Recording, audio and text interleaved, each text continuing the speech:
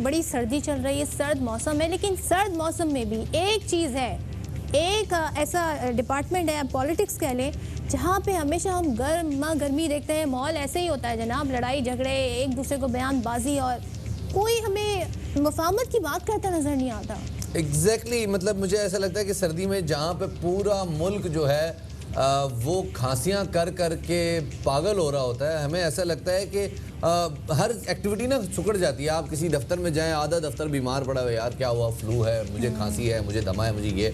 लेकिन सियासत ऐसा महाज है जहाँ कभी किसी को कुछ नहीं होता, सब लोग माशाल्लाह फिट रहते हैं और सब लोग जो है ना पॉलिटिकल टेम्परेचर एक कदम ऊपर करके रखते हैं। जैसे ही टेम्परेचर नीचे आने लगता है, फिर 2 दिन बाद कोई ऐसी एक एक्टिविटी हो जाती है कि पॉलिटिकल टेम्परेचर ऊपर रहता है। ज़रा बात कर लेते हैं मौसम के बदलते हुए तेवर और हमारे मिजाज के बदलते हुए तेवर के हवाले से, क्योंकि जैसे कि आप जानते हैं जी पूरे मुल्क में इस वक्त धुंध छाई हुई है और धुंध के साथ साथ हम देखते हैं कि सबसे पहले जो चीज़ आती है वो होती है खांसी, नज़ला, ज़ुकाम, फ्लू। और वो लोग जिनको नाक के प्रॉब्लम होते हैं उन बेचारों के लिए तो फ्लू ऐसे जहमत बन के आता है, क्योंकि वो सारा जो नज़ला है वो गले में गिरता है और गला चोक हो जाता है। ये एक अजीबोगरीब सिचुएशन है और ख़ास तौर पे अगर हम देखें इस्लामाबाद और उसके गिरदनवा के इलाकों में, वहाँ पे तो एलर्जीज़ हैं बहुत सारी।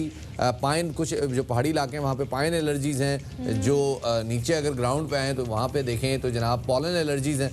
तो ये सारी एलर्जीज़ भी साथ आ जाती हैं और इन एलर्जीज को काउंटर करने के लिए बड़ी मेहनत करनी पड़ती है। बिल्कुल, और आलमी इदारे सेहत के मुताबिक दुनिया भर में तकरीबन 23 करोड़ अफराद दमा के मरीज हैं और तकरीबन 2.5 लाख इंसान इस काबिल इलाज मर्ज में मुब्तला होकर लुक़मा दिल बन जाते हैं। पाकिस्तान में कुल आबादी का तकरीबन 7% इस मर्ज का शिकार है, और लेकिन ये किसी भी उम्र के अफराद को लाहिक हो सकता है। 50% दमा के मरीज 10 साल की उम्र से पहले ही इस बीमारी का शिकार हो जाते हैं। मर्ज की अमूमी मुहर्रिकात की बात करें तो इसमें ठंड, नज़ला, धुआं, गर्दो गुबार, पालतू जानवरों के बाल, कुछ खास किस्म की अद्वियात और मुख्तलिफ किस्म के स्प्रे, और जो कारपेट होता है उससे उठने वाली जो डस्ट होती है वो अक्सर और बेशतर इसकी वजह बनती है। एग्जैक्टली जी हाँ, इस हवाले से डॉक्टर राठौर हमारे साथ मौजूद है। जी सर बहुत शुक्रिया, थोड़ा सा आपको हमने इंतजार कराया और थोड़ा सा आपने हमें इंतजार कराया। Feeling is mutual.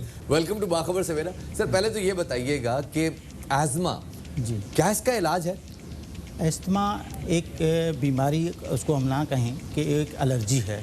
बेसिकली जो है इस विंटर एलर्जी और जो दूसरी जो एलर्जी है उसमें बड़ा फ़र्क है, क्योंकि जो दूसरी एलर्जी है उसमें उमूमन वायरस इन्फेक्टेड होता है, वायरस ही इन्फेक्शन कराता है। लेकिन इस एलर्जी में हमारी जो है वो मौसम इतनी खुश्क हो जाती है जिसकी वजह से, ड्राइनेस की वजह से जो हमें एलर्जी होती है। तो इसका मतलब है जो साहिली इलाकों पर रहने वाले लोग हैं कम से कम वो महफूज रहते हैं। हाँ, वो कदरन महफूज रहते हैं। और इसलिए जो मेरे ख्याल में अगर जो सर्दियों की छुट्टियां मना रहे हैं उनको चाहिए कराची आ जाएं ताकि जरा अपनी एलर्जीज वगैरह रिमूव लेकिन करें। इस मौसम में क्या एहतियात करें ऐसे अफराद जो आपने कहा इस एलर्जी का शिकार है? जी, खास करके जो छोटे बच्चे हैं उनकी माओं को ये गुजारिश करेंगे कि जो वूल्स के कपड़े हैं जो उसमें ज़्यादा जो है वो एलर्जी पाई जाती है, तो वो उसके वूल्स की जगह पे वो कॉटन के कपड़े जो है वो इस्तेमाल कराएं। घर में अगर वॉल टू वॉल कारपेट लगा हुआ है तो लेदर जैकेट्स पहना दें। हाँ, लेदर जैकेट्स वगैरह जो वो पहना दें और कारपेट को जो है वो हटा दें। एक पेट्स होते हैं घर में, पालतू जानवर अगर हैं तो कम से कम विंटर की सीज़न में आप उनको जो है थोड़ा सा अपने आप को दूर रखें या बेडरूम से दूर रखें। डॉक्टर साहब ह्यूमिडिफायर आजकल बड़ा जो है ना ट्रेंड में है और एक घर के अंदर एक मशीन पड़ी हुई होती है जो भाप बनाती रहती है, कितना इफेक्टिव है मैदानी इलाकों में? बिल्कुल, जहाँ ज़्यादा खुश्की पाई जाती है वहाँ तो बहुत अच्छा काम करता है, लेकिन जहाँ हमारी पॉपुलेशन जहाँ इतनी गुर्बत है तो वहाँ हम तो जो है वो पंखे की नहीं सोच सकते हैं कि वो ह्यूमिडिफायर जो है। एक थ्योरी ये भी है कि जी ये जो ह्यूमिडिफायर्स होते हैं, जो घर में किसी एक चूल्हे पे पतीला जो है ना वो पानी का भर के छोड़ दिया जाता है, उससे भाप घर में जमा रहती है।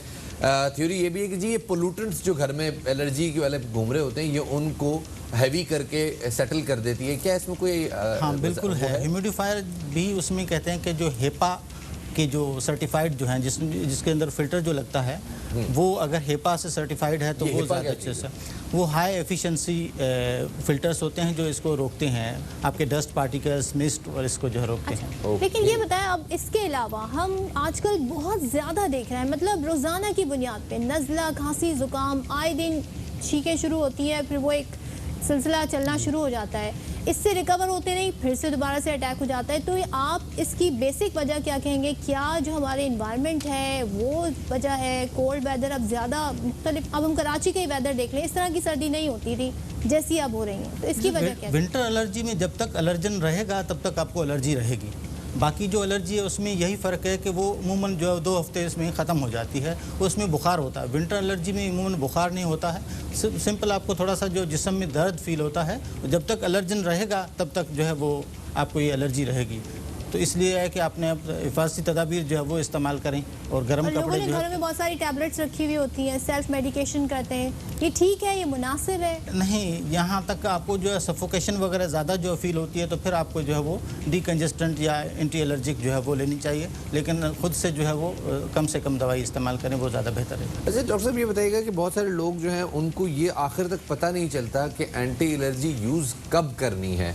डॉक्टर बता भी देता है, डॉक्टर के एक मशवरे पे वो शायद एक हफ्ता इस्तेमाल भी कर लेते हैं, लेकिन उसके बाद दोबारा वो उनको समझ नहीं आती कि ये जो एलर्जी है इसके लिए एंटी एलर्जी कब यूज़ करनी चाहिए। कुछ बताइएगा कि क्या कैफियत होनी चाहिए जिस पे हमें एंटी एलर्जी यूज़ करनी चाहिए। जब आपको जो सांस में घुटन सी महसूस हो रही है या 2 हफ्ते से ज़्यादा जो है वो आपकी एलर्जी हो रही है, उस वक्त जो है वो एंटी एलर्जिक आपको जो है वो यूज़ करनी चाहिए। इसमें सिर्फ सांस की एलर्जी शामिल है या जो स्किन पे स्किन की एलर्जी है उसी में भी जो है वो शामिल है, लेकिन कुछ ऐसी अद्वियात हैं जिसमें सोडोएफिड्रिन होती है, वो इस मौसम में खास करके उसको ज़्यादा कर देता है। सोडोएफिड्रिन, ये आपने बड़ा खतरनाक केमिकल का नाम ले लिया। हनीफ अब्बासी साहब इस हवाले से बड़े मतलब चौंक गए हमारा प्रोग्राम देखते हुए। जी, तो वो दवाइयाँ जो है हमें कम से कम इस्तेमाल करनी चाहिए।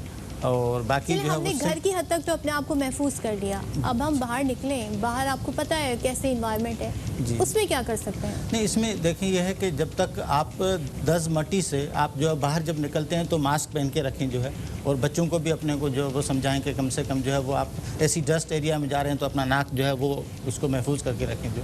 अच्छा सर, साथ में एक ज़रा क्विक क्वेश्चन पूछना चाहूँगा कि बहुत सारे लोग जो हैं वो दमे की खांसी और चेस्ट इन्फेक्शन में फ़र्क नहीं कर पाते। चेस्ट इन्फेक्शन के टाइम पे इनहेलर यूज़ कर रहे होते हैं, दमे की खांसी में एंटीबायोटिक दे रहे होते हैं, क्या किया जाए, कैसे बताया जाए? इस दोनों सूरताल में आपका जो एयरवेज होता है वो बिल्कुल सिकुड़ जाता है और उसमें सांस की जो नाली में तंगी आ जाती है, तो सांस लेने में दुश्वारी होती है। तो दोनों सूरत में आपको एंटी एलर्जिक और ब्रोंकोडायलेटर्स जो है वो तो लेने हैं, लेकिन यह है कि जहाँ इन्फेक्शन होता है वहाँ फीवर होता है, और विंटर एलर्जी में उमूमन जो है वो फीवर नहीं होता। सही सही, बहुत शुक्रिया सर। हमारे साथ डॉक्टर राठौर मौजूद थे कि जी ज़रा फ़र्क करके रखें और ज़रा अपनी हेल्थ पे ख़ुद तवज्जो दें, कौन सी एंटी एलर्जी आपको सूट करती है, कौन सी दवाई आपके इस्तेमाल करने की है, और जो एक दफ़ा आपको ठंड में दवाई लग जाती है वो आपको हर साल यूज़ करनी पड़ती है, तो ज़रा इस हवाले से भी ख़ुद को अपडेटेड रखें।